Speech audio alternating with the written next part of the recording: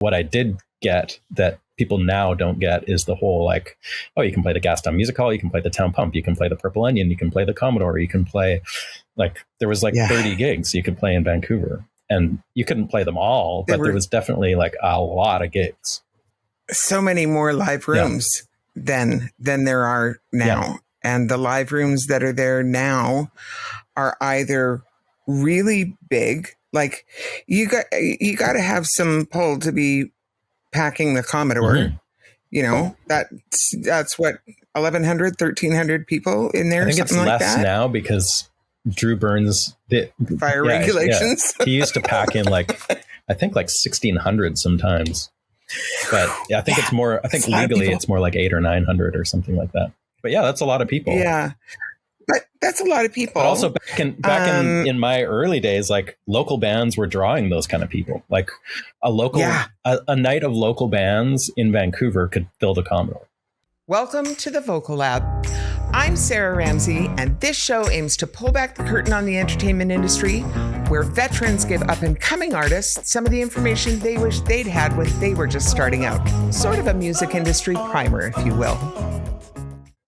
I am here today with Steve Dawson, and Steve is a prominent figure in the Canadian music scene, leaving an indelible mark with his natural and authentic talent. With over 200 albums to his name since the turn of the millennium, including 7 Juno Award-winning records, Steve's musical journey showcases his unwavering dedication. Originally from Vancouver and now based in Nashville, Steve is a versatile artist, sideman, and record producer. His pursuit of excellence has garnered him multiple prestigious awards, including Producer of the Year at the Western Canadian Music Awards 3 times and at the Canadian Folk Music Awards 4 times. He has also been honored with Maple Blues Awards, the Grand Prix de Jazz de Montreal. Oh, wow. I have to say that with a French accent, don't I? You sure do. The Grand Prix de Jazz de Montreal. Much better. Blues Blast Awards.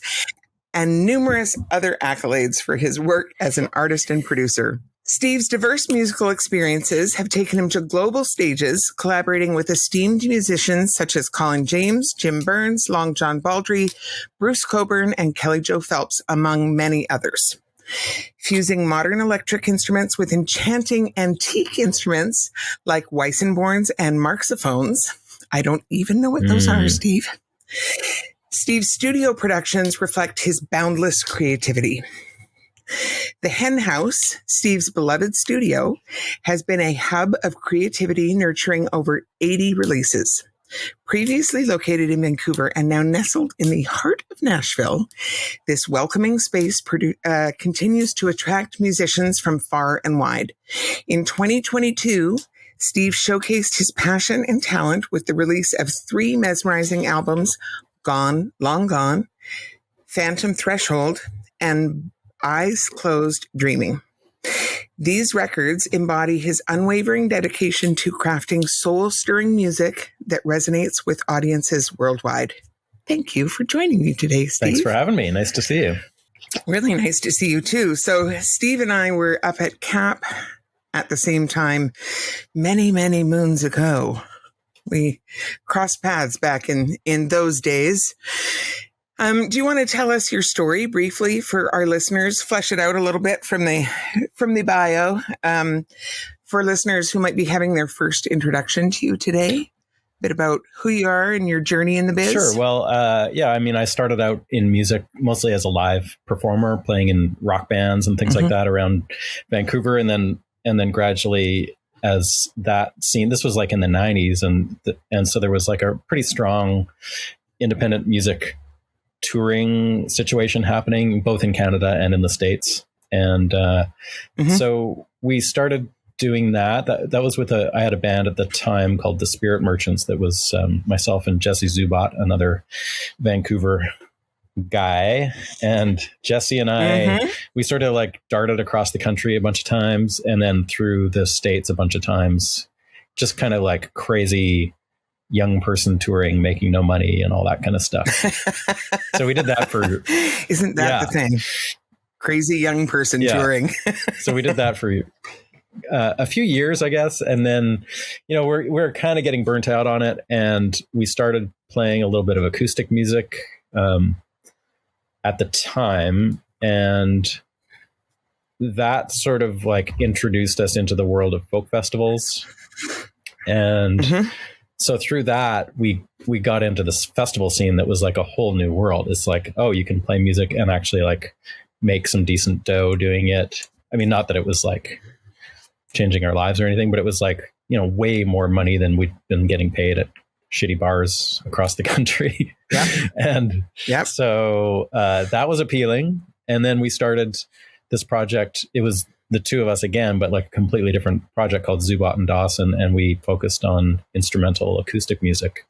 And it was kind of unlike what anyone else was doing at the time, I guess. And so that helped us sort of solidify that aspect of playing at festivals and touring. So we had this band that was me and Jesse, usually a guy named Marlo Holder playing bass and Elliot Polsky playing drums. And we did even more touring that way because that project sort of picked up way more steam than our rock band ever did. And so we were able to do some pretty solid gigs and some pretty great festival work and things like that. And yeah, so that sort of ran its course after a few years. We made 3 records, and considering how unusual the music was, they did pretty well. And then we kind of went off in different directions, and Jesse started playing more kind of avant-garde music, and I sort of veered more into the Americana realm, I guess. And even though it wasn't called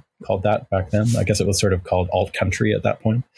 And so that's sort of, where we both ended up going. And I started producing records around 2000, I guess. And that was mostly just through like playing gigs and meeting people. And Jenny Whiteley is an artist from Ontario, and she was the first person to ask me to produce a record. And that was in, I don't know, maybe 99 or 2000. So starting from that point, I started producing records. And that to me became more or less the focus of my career, I guess. And so I've been doing that ever since, and gradually built up a studio. The studio in Vancouver was a little on the ramshackle side, but we made it work. And it was just like one kind of big open room. And it kind of like dictated the way that I learned to work in the studio.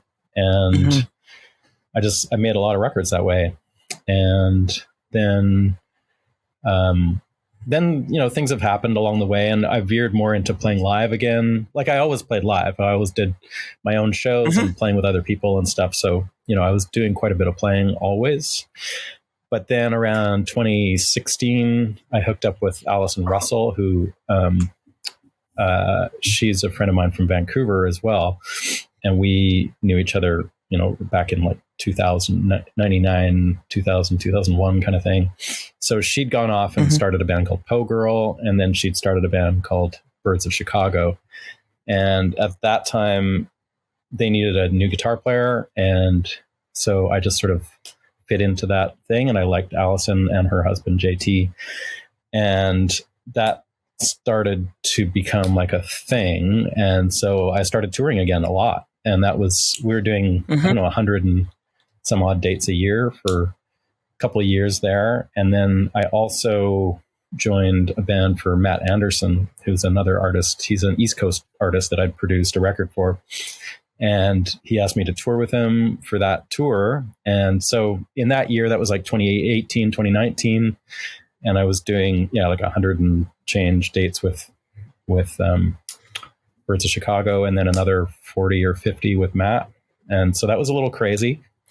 And I don't know if it would have stopped. I don't know what would have happened, but COVID just slammed all that to a halt. And so at that point, I, you know what happened, but basically like I just sort of doubled down again on recording and studio work. And I did quite a bit of work during COVID for production and sessions and things like that. And so that's sort of my overarching story, I guess. But it's sort of taken some turns along the way. Yeah. But really, like, how great is it to have both skill sets? Because you can you can have that winding road and go back and forth, and things like COVID that shut so many people down for so many reasons, but you were able to like pivot back to an alternate skill set really easily, because that was the time when everybody went back to recording a lot of music because playing live was not a thing. Yeah, right? Absolutely. Yeah, it's been, I had those skills already, I guess, and the equipment. So it wasn't like I was scrambling around, but what I was scrambling around doing during COVID was figuring out other people that I could work with and sort of getting them set up in some way. And so that's what we did. Was we had this whole system going where there was me and Jeremy Holmes in Vancouver, bass player, and Gary Craig, a drummer out in Toronto. And we would have this whole thing going where people could send in a vocal track, and within a week we'd share files around, and Gary, Jeremy, and I, and sometimes Chris Jestrin on keyboards would get these tracks done for people, like recorded and mixed within a week. And so that was sort of what we were like selling, basically, was this whole process. And it kept us busy. It kept us sort of employed, kind of. And it was out of necessity. It was just like, I had to find some way of making a living still. And, like all my production work had vanished and my gigs obviously had vanished. So that was what we came up with and kind of stuck to it for like 2 years, really. And just recently we kind of phased it out. We kept doing it even like post pandemic, but I don't know. No one really likes to work that way anymore. So well, I think given the option, I think people prefer to be, in the space together, but there are lots of reasons. Sometimes they are pandemics. Sometimes they're budgetary, where, it makes more sense. Or sometimes it's access to players that you wouldn't have access to otherwise. That's very true. Where it makes sense to record remotely that way. And so I think there was a big learning curve for a lot of people. I know there was a piece of software that I think was sort of born in the pandemic, SessionWire, that I haven't used personally, but I've talked to some people who've used, that sort of facilitates that kind of recording where people are working remotely in different places, but still able to record simultaneously, right? In theory, but in practice, I don't know if that's really realistic. Like we like if somebody had come up with like a really concrete way of doing it in real time, virtually pre-pandemic, they would have made $1 billion.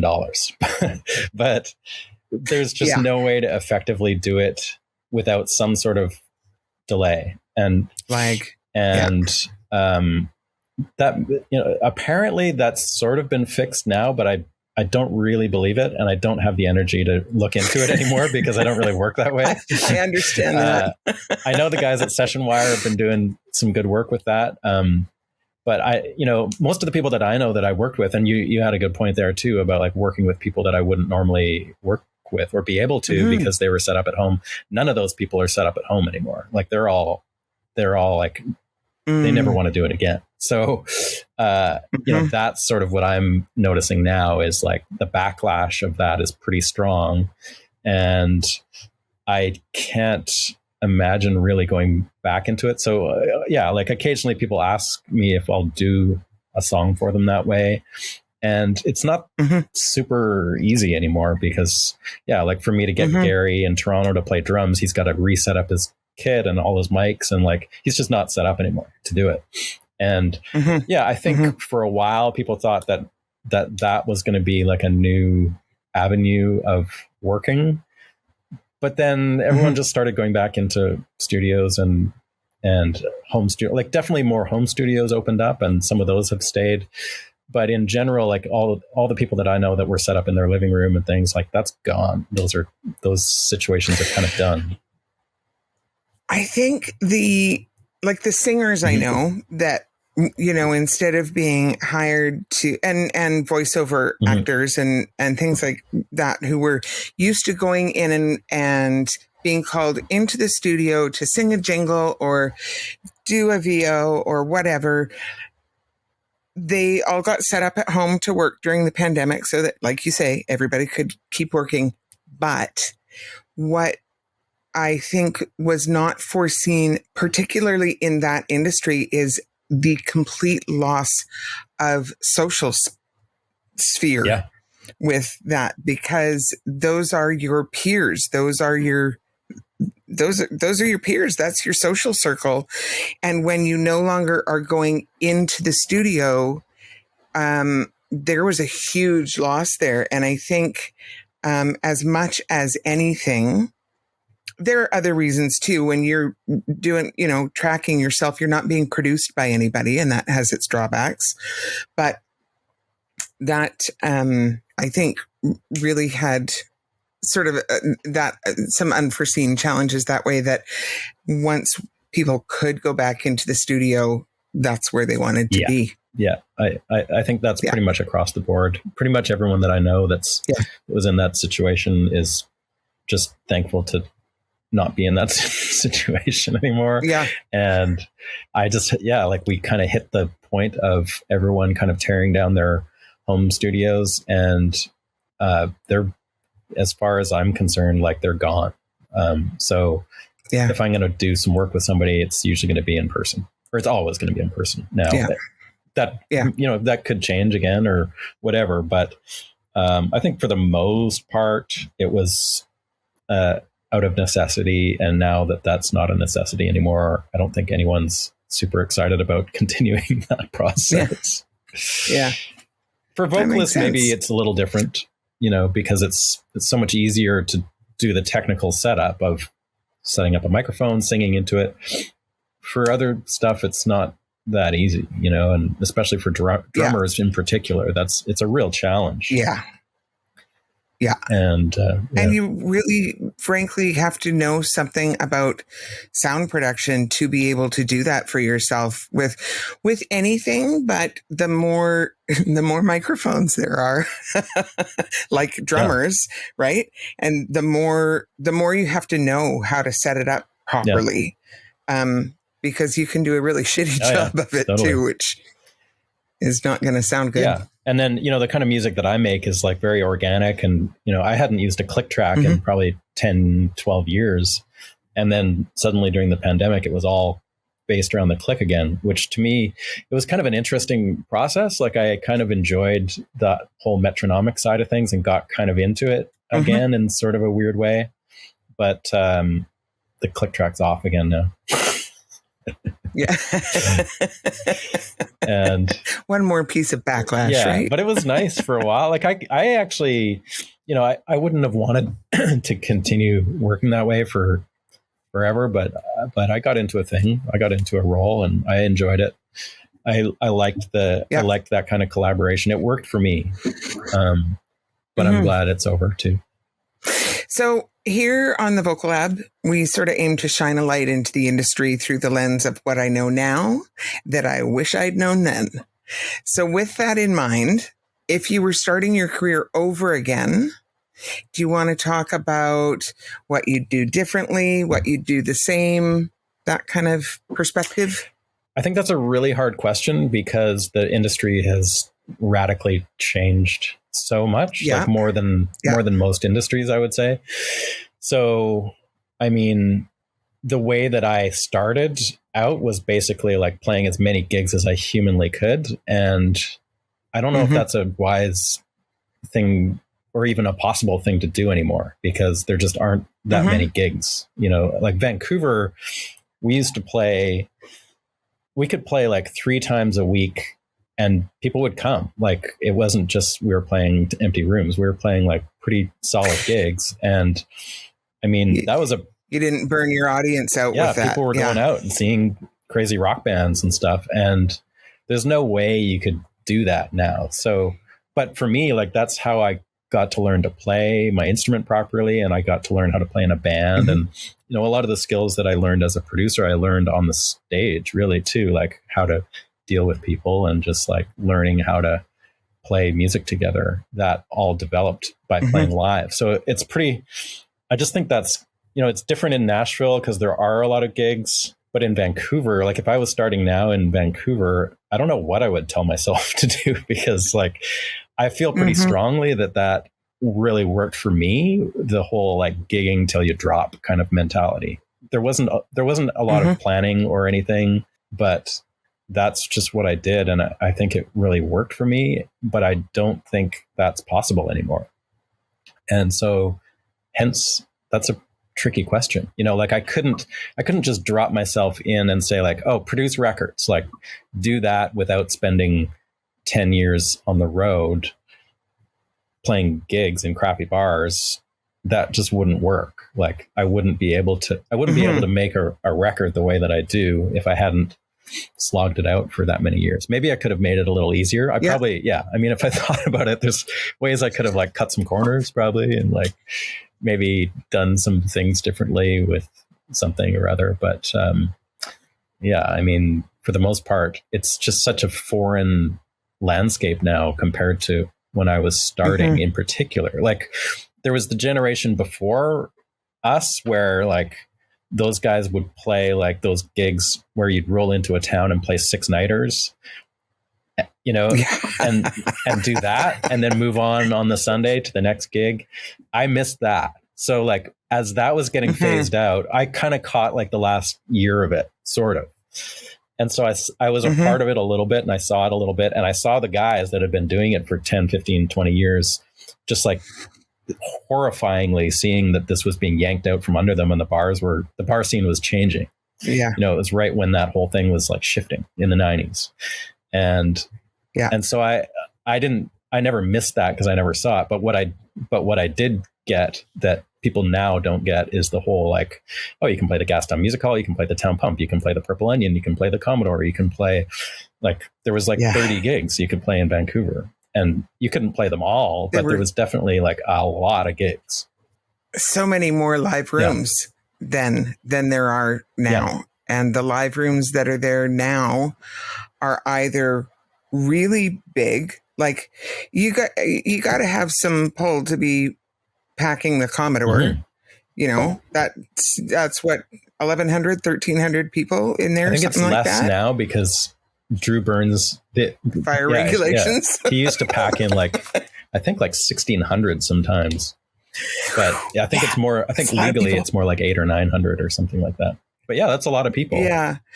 But that's a lot of people. But also back in my early days, like local bands were drawing those kind of people. Like a night of local bands in Vancouver could fill the Commodore. There's no way that would happen now. Yeah. Nope. And so it's just such a. But you've got that, or you've got like the corner pub that books music one night a week. Yeah. And there's not a lot that's like in between. Yeah, that's what Vancouver in particular, I think, is missing. Like other cities, they sort of have that still to a certain extent. Like Toronto's got that. And, even like Victoria sort of has it better than Vancouver does in a way.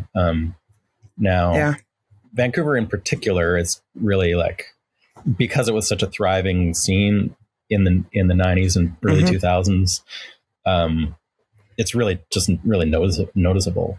And I guess ultimately was part of the reason why I left. When did you make the move to Nashville? I've been here pretty much exactly 10 years now. So it was 2013, I guess, when I left.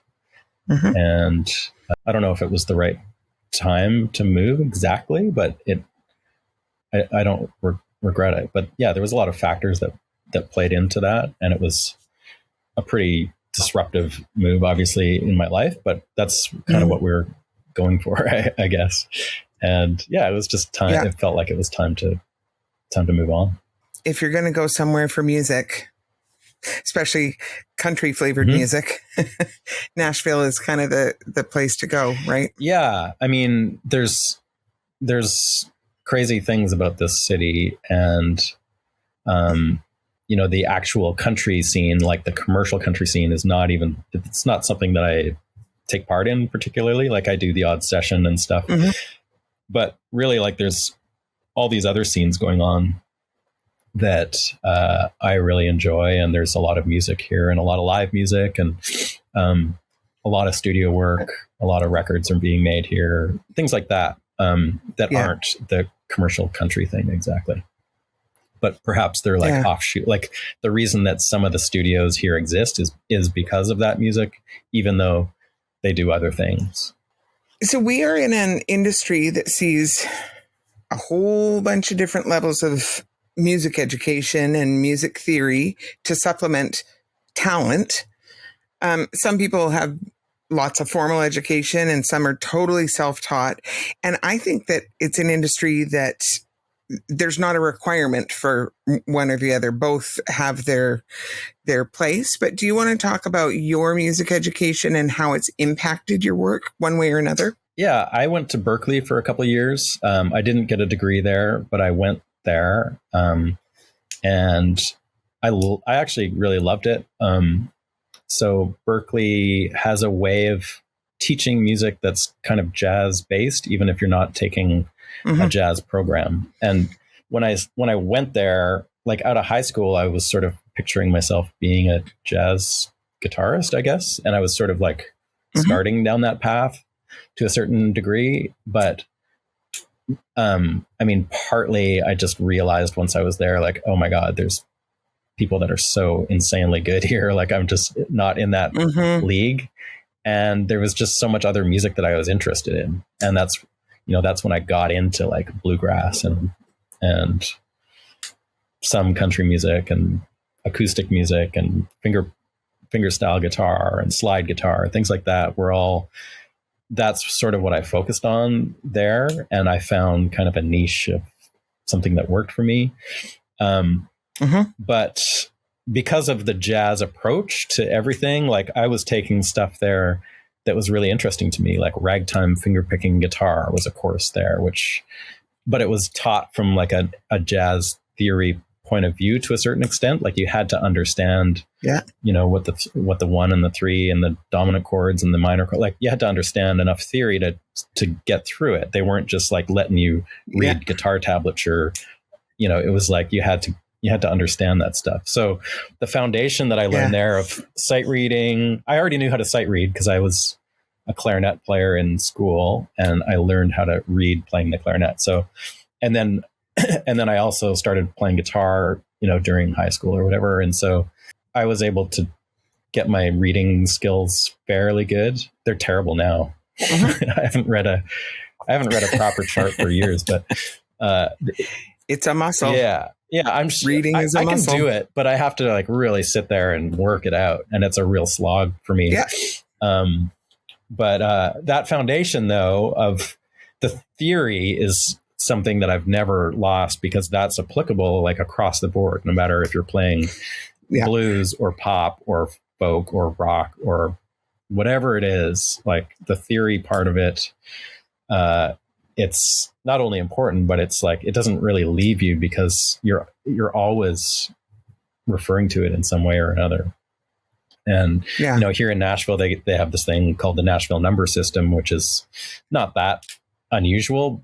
And people around the world now are using it more, but it was invented here like in the 50s for doing sessions. And really it was invented because it was a way of writing a chart that wasn't committing anyone to a key. So if if they wrote a song or if they wrote a chart for a song in C and the singer came in and they were like, oh, well, we're going to do this in E flat, but it's written like C, F, G, A minor or whatever, then the chart, you have to rewrite it. So the number system was what they came up with here. And it's a shorthand. Like there's no repeats, there's no codas. It's all written out like from beginning to end and numbers. And so it's just theory. It's just basic theory, so you have to have that knowledge. And the ear training that I had in college also was, really helpful for me to understand the intervals and the relationship of chords and all that kind of stuff has really stuck with me more than the sight reading has. Partly because of the instruments I play, like I play pedal steel a lot and you can't even, it's almost impossible to read the music on that instrument anyway, because there's like 19 ways to play one note. So it's just one of those, it's not like a piano where it's like a middle C is there. It's like, well, it could be one of, it's impossible to write really. So you have to be able to think about things in a different way. And being here in Nashville, that's really been handy because I didn't have to learn that from scratch. It was like, oh yeah, obviously like the 1 to the 6 to the 2 to the 4 to the 5, like it sounds like this. I get that. I didn't have to have somebody explain it to me. I had to have somebody explain like how to actually do it, like write it, because there's a way that everybody here writes it. And I also held out for a while. I was like, I'm not from here. I feel like that's sort of weird for me to just like swoop into town and like start writing charts like everybody else. And then after about 6 months of sort of holding out and writing like proper charts, like through Sibelius or whatever that I'd done in Vancouver, then I realized, oh, well, it's way easier to do the Nashville system. So I just started doing that and I've never done anything since. I've never heard it referred to as the Nashville system. It is what I talk to students about because I think it bridges the gap between people who have all the theory and people who have almost none of the theory. Yeah. Like you have to have just the very little basic amount of theory. You just have to know what the degrees of a scale are really. Yeah. And you're like major, minor, dominant, like, chord flavors. Yeah. But I talk to students all the time because it becomes the most universal language for talking about music. And then if you are playing with a guitar player and a horn player, you don't have to write 2 separate charts. You don't have to talk in 2 separate keys. You don't have to do anything, and transposition and all of that. And I think it is the one thing that is sort of theory based that I think is incredibly useful for like everybody to understand, because it makes music a common language instead of everybody talking in different ways. Yeah, absolutely. And, if people are educated in some way, then they can speak that language, but it's not the kind of language that you can like, even like really great players that have no theoretical knowledge, which there are a lot of, would struggle with that concept because you're having to put a label on something and they haven't learned what that label is. And so, you just have to go through the process of learning it. But it beyond just knowing the numbers, like it's really helpful to know what the sounds are too, right? To know what a 2 minor chord sounds like in the context of a chord progression like that. That's helpful to have that kind of training. And I think you have to have training for it. Like you can't just, I guess maybe you can, if you have perfect pitch, you could maybe magically just be able to do it.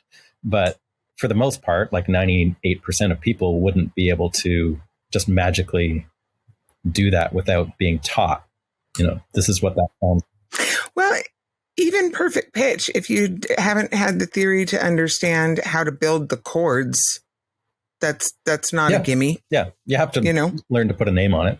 Am I wrong in thinking that you were at CAP? Was it just that Jesse was at CAP and you were around?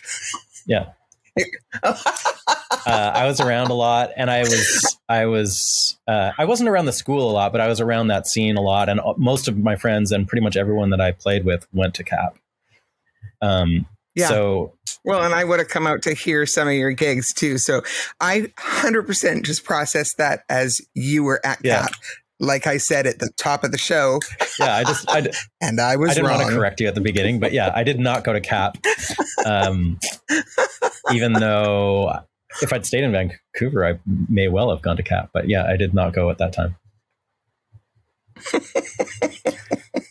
That's just funny that, but Jesse went to CAP. Yeah. And Marlo Holder was there, and Dan Perry was there. Like everyone that I played with went to CAP.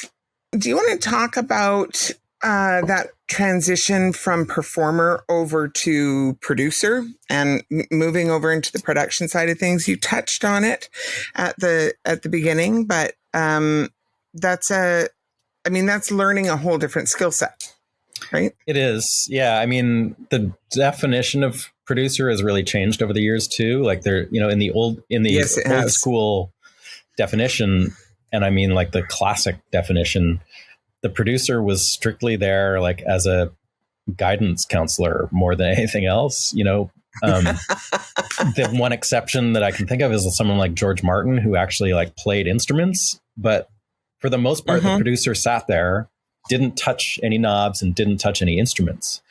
And when Jesse and I were making records, we worked with a guy named Lee Townsend who produces like a bunch of great jazz stuff, like he produces all Bill Frisell's records and stuff like that. And he's like the only guy I know that was like that old school producer in that way. And I learned a lot from him because of that. Like he didn't really know anything about equipment or how to do anything technically. And he didn't play an instrument, but he had great ears and he liked music a lot and he knew what worked. And almost more importantly was he had like sort of a psychology background and was able to kind of like, because Jesse and I were very different we still are very different personalities. And like, it took someone like him to be not exactly a referee, but like somebody that was able to kind of like show us where the middle ground was in our crazy minds. Yeah. And so we were able to work with him to like make that work musically, which I don't know, if we hadn't worked with him, we may not have been able to pull it off. Like up to that point, we'd produced records, our own records. And we were starting to I would say we were starting to like disagree on enough like aesthetically and where we wanted to go musically that we probably couldn't have done it ourselves anymore. And so having somebody like that was really cool. So I learned a lot from him just in that old school production sense and what it means to like kind of be able to pull things from places and from people and situations. Yeah. But for the most part, production now sort of requires that you have other skills. I think it would be almost impossible to be that guy anymore, where you don't have engineering skills. So, and that's like a budget thing, strictly. Like very few people have the money to hire a producer and an engineer and a studio anymore. Although they do, like that definitely happens in the upper rungs of music. But in the world that I'm in, which is like, independent stuff and the Americana and roots world and things like that, the budgets are small and they're, I can make records pretty cheap relative to like a big rock record or something that costs a ton of money. And so in order to pull that off, I have to be able to make it affordable to people. And I can do that because I can engineer stuff. So whether that's a good idea or not, I don't know. Sometimes it's a terrible idea. Like sometimes it just doesn't work that well. And it's too many, like really, like ideally that wouldn't be the situation. It just so happens that I really like the technical side of it too. And I guess I'm pretty good at it. Yeah. I don't know. Like I've worked with enough engineers to realize that I know what I'm doing and I can hold my own. And I've been working on mixing for 15 years now, and I feel like I'm getting pretty good at it, but it took me a long time to learn, and I'm still learning all the time, which is what I like about that side of things. But the production thing is like, you have to have this skill set. And then I have the other skill set of being able to play. And so that for me is where it gets really interesting, because usually I'm playing on projects that I'm producing. And that to me is like, it's a way for me to engage in music and in the recording process that if I was just sitting there, just engineering or just producing, I wouldn't say I would tune out, but I wouldn't be engaged in the same way. If I'm sitting there in the room and I'm 5 feet away from the singer and I'm 8 feet away from the drummer and I'm 3 feet away from the bass player and I'm looking around and we're talking about stuff and like playing it in real time, that is a different level of engagement that I kind of need in order for me to do my best work, I think. And so all those skills come into play in that sense. Like I have to, so when I'm doing that, if I'm producing and playing, I can't engineer because it's too crazy. Although I have in the past. So I can, like I can set up a remote control for Pro Tools. And then if I engineer everything really conservatively, I can do it. So meaning like, if I'm up here, this is my control room. If I'm up here and I'm engineering a session, I'll be doing things that are like kind of aggressive or maybe experimental or whatever, or I'm compressing things kind of extremely because I can control it up here. But if I'm down there playing, I can't do any of that stuff. And that's what I mean by conservatively. Like I can't be messing around. Like I have to leave tons of headroom in case somebody gets loud. I can't be up here turning it down. So technically I can engineer and produce and play at the same time, but it's definitely too much to think about and do a good job of all those things. Usually I like to factor in having what I consider an assistant. So I still do all the setup and I know where everything's patched in and I know what's hitting what piece of equipment. I make those decisions. So really I'm engineering. I'm just not like monitoring the Pro Tools session. I'm not turning the knobs. So there's a guy and he does that. And I bring him in for sessions where I'm playing and producing. But if I'm just playing, then I can engineer stuff. Or if I'm just engineering, which I do sometimes, then it sort of frees you up to sort of hone in on that particular aspect. But I mean, that's how I've been able to survive basically, is like having those skills that I can draw on and be able to work on them for a long time too. Like I didn't just start, mixing records overnight. Like I've been working on it for a long time. So there's no shortcut really. I guess there's some people that are so naturally gifted at it that they can just do it. But I don't know. Like even just like if I had the exact same level of competence that I do now, I still wouldn't mix something the same way I did 12 years ago. Cause I just like aesthetically I've changed, or my taste has changed, or I've developed a certain amount of techniques or whatever it is. So that progression I think is important too. And that means that you can't just like plop somebody down and expect them to do their best work if they haven't been doing it for a lot of years. Yeah. Well, I think styles change over the course of time and gear changes over the course of time too. So, what gear you had available to you to do the things 12 years ago or whatever is not the same selection you have now. I would say that's true, but also that's the least impact. Yeah. The gear stuff, like, it's gotten more extensive, I guess. Yeah, it definitely has gotten more extensive and more involved, but I would say it has the least impact of any of the other factors in the whole thing. Okay. Yeah.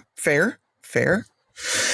And you do a super cool thing at your studio in Nashville, I believe. I believe maybe a couple times a year, but you can explain this better than I can. But you want to talk about your henhouse hang? Sure.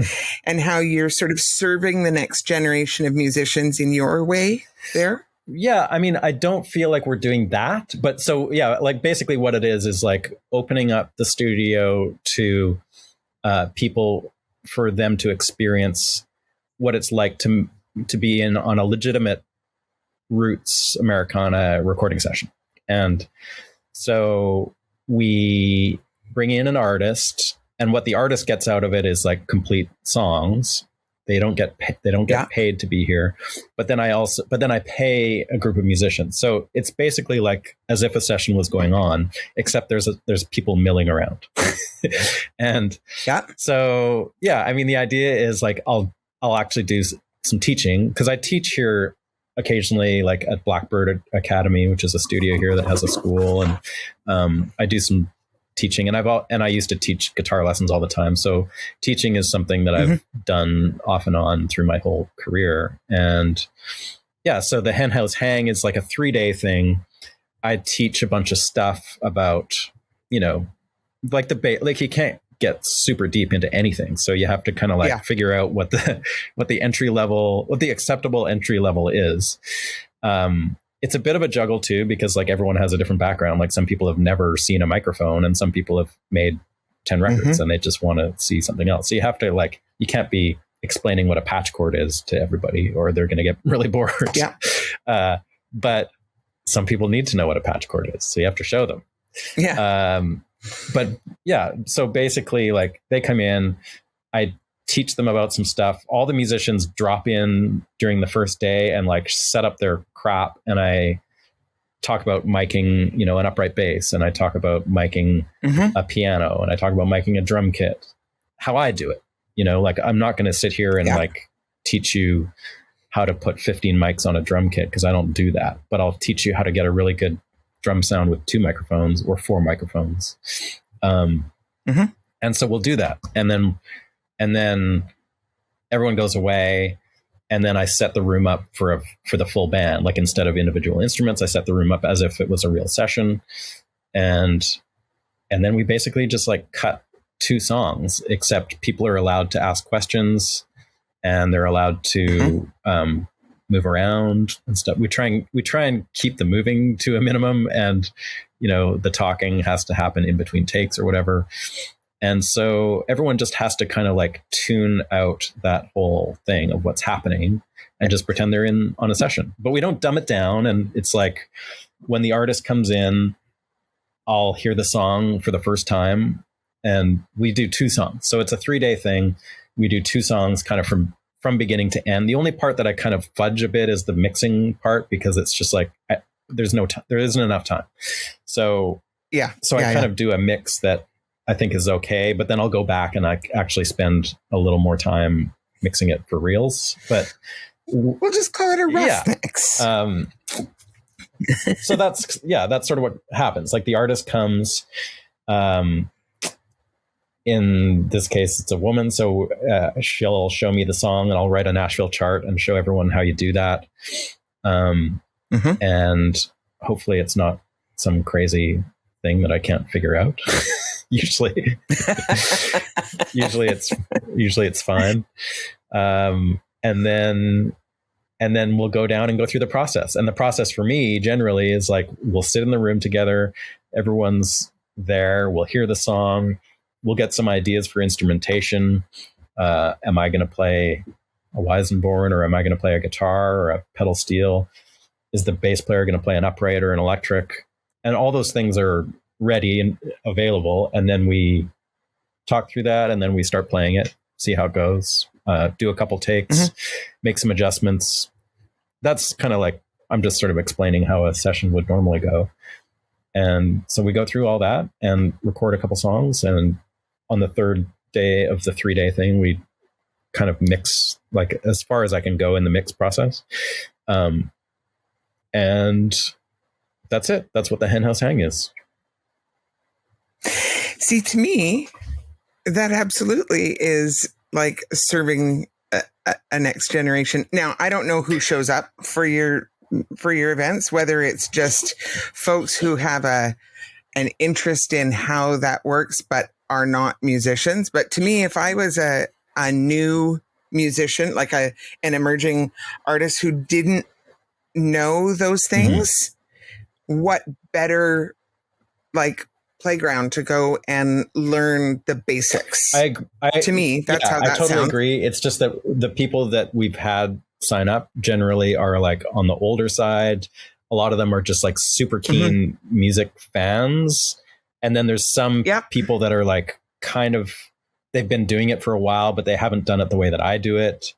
I haven't had any kids yet. Like, I don't mean kids, but like haven't had any like 20-year-olds. It's been all sort of more like 40 plus so far. So that's why I hesitate saying it's catering to the next generation of people. I would like that. I think it would be cool if we could tap into that, but it's early days still too. Like hopefully we'll gradually start getting more people like that. And it's just once a year right now. I guess if it was, but you have one coming up, right? You want to talk dates? Yeah, it's when is it? September. So we pick it on purpose the week after. So there's an Americana festival here, and it's really It's really good. It's like it's the main one, and people come from all over the world for it. And it's like, it's one of those things where you buy a wristband for $100 and you can see 300 bands or whatever it is. Like, it's sort of a showcasey thing, those things. So it's one of those, but it's all based on Americana music, and it sort of takes over Nashville, like about 15, 20 venues. So that's happening the week before. And so we always pick the week after that, because I just always assume that some people are going to be in town that wouldn't be here otherwise. And so that's why we do it. So our week this year is September 25 through 27. It's 25, 26, 27 is when we're doing it. And the Americana conference happens from like the 19th to the 23rd. So that's why we look at the dates that they do, and we start a couple days after that ends. And I think that's been wise, because that seems to be like when people are coming to town here. And most people that end up signing up for this thing end up most likely going to Americana as well, just because it's there and it's happening and it's pretty good. And at the end, we'll talk about all of your contact and all of that. But just specifically for this, if someone was interested in attending the Hen House Hang, where should they go? All the info is at Steve Dawson